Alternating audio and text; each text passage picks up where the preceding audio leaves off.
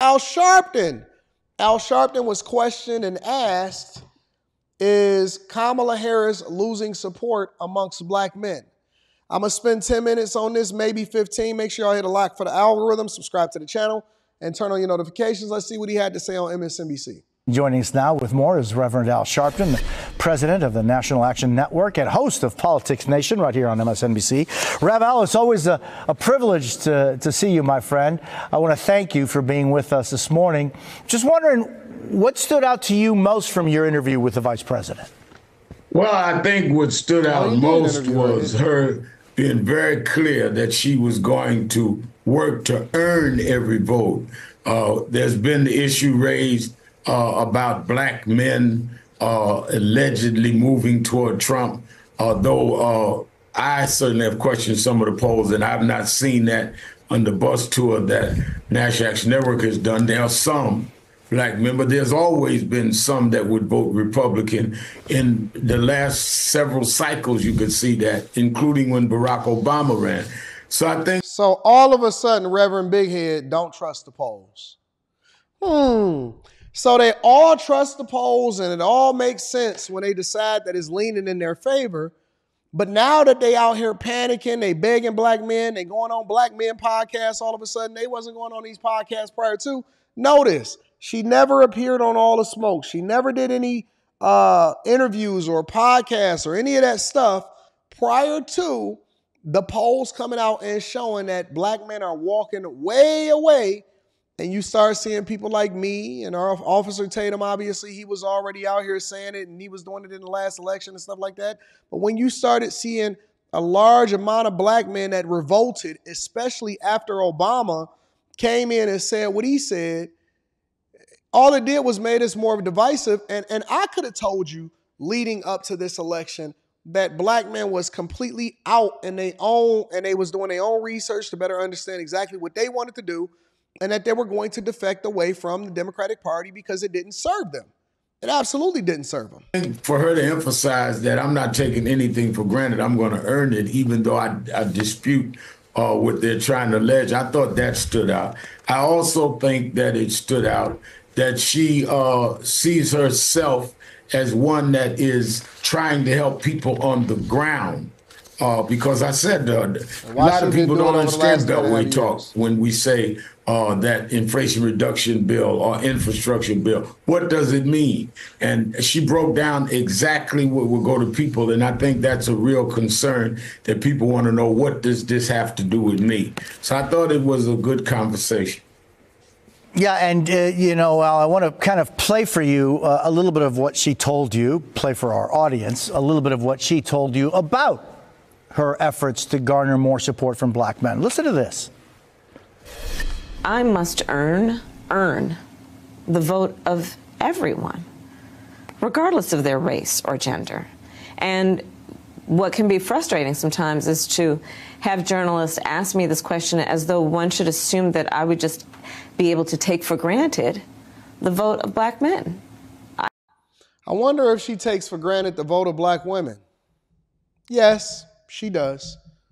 100% takes for granted the vote of black women, because black women are coming out in mass, and the first thing that they did was Women for Kamala Harris, AKAs for Kamala Harris, the Divine Nine for Kamala Harris. I wonder if she takes for granted the vote from the sorority that she's a part of that's going to vote for her because they want to stroll to the polls. Come on, man. I think that's actually an uninformed perspective. Because why would black men be any different than any other demographic of voter? They expect that you earn their vote. You know, Al, it's so she was so clear on this, and the fact that, you know, one should presume that any candidate would take any vote for granted. Do you buy into this narrative, Al, that the vice president is losing support within the black men? Absolutely not. I mean, as I said, if you look at the data from going back to the 60s, there's always been a percentage of blacks, black men included, that voted Republican. There is no data that says that is going to be more of a black vote Republican this time. I think that this is part of the misinformation that has been put out by the Trump campaign.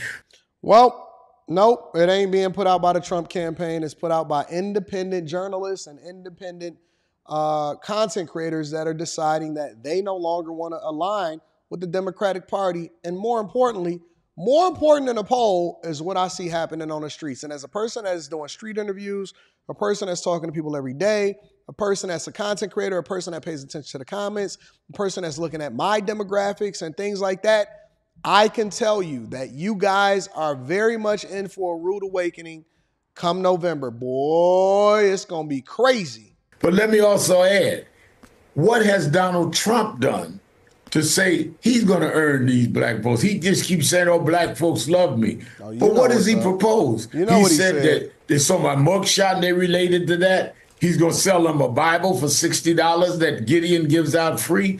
Where is Donald Trump's policy for black America? She laid it out from child credit to dealing with health care to dealing with HBCUs. What is his black proposal? Boy, he don't have to have a proposal because he already have a track record of making sure that he provide, protect, and continue to assist everybody, which also disproportionately affected black people and black culture in a positive way, which is why we then say that we do want to go back to 2016 versus 2021. It is a completely different landscape and it's a completely different view. And what I see happening is people getting laid off. Look, don't give me no policies that then align with your talking points that you already done had and then throw black men and others in front of it and then give us some weed legalization on a federal level and think that that don't affect me. That don't benefit me in any type of way. Y'all giving migrants every single thing from our tax dollars. Y'all giving them free hotels. Y'all giving them food. Y'all helping them buy homes. I see migrants buying homes over in Chicago now all of a sudden. And you think that I'm supposed to just roll with you based off of you rebranding and then spitting in our face? Get the hell out. Oh, we can go in Project 2025 and get it. They're going to close down the Department of Education. They're going to close down other things we need. And the Supreme Court, that he nominated 3 of those justices, ended affirmative action and took out a lot of what was left in voting rights. That's his plan for black America. And I think that as black Americans begin to understand it, they will not even reach the levels they reached with other Republican candidates in the past. And you also, Rev, asked the vice president about Israel's war against Hamas. Here's part of how she responded. Look, it's going to be hard. It's going to be difficult. But we have got to get this war over with. We got to get the hostages out. We need the war to end. The number of innocent Palestinians that have been killed in Gaza, it's really unconscionable. And we have to be honest about that. And at the same time, listen, I will always stand in terms of Israel's right to defend itself. And we need this war to end. I mean, now, I don't think there's anybody on any side that doesn't say we need this war to end, right? I mean, it's so important.